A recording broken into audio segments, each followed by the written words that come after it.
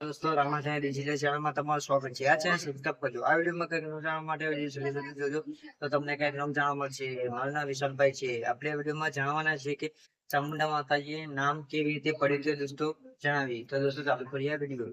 ચામુંડા માતા હિન્દુ ધર્મની શક્તિ સ્વરૂપા દેવી તરીકે પૂજાય છે.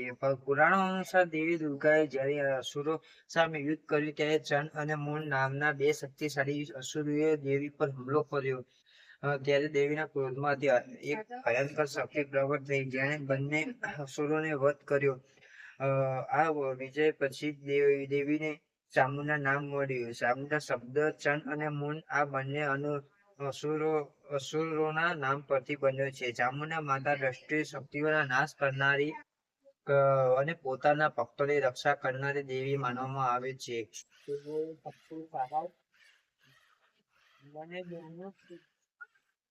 પ્રતીક માનવામાં આવે છે.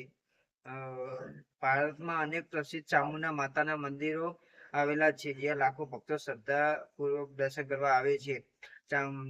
નવરાત્રી દરમિયાન ચામુંડા માતાની વિશેષ આરાધના કરવામાં આવે છે. ભક્તો માતાને નાળિયેર ચૂંદડી ફૂલ હશે અને પ્રસાદ અર્પણ કરીને સુખ શાંતિ સમૃદ્ધિ પ્રાર્થના કરે છે.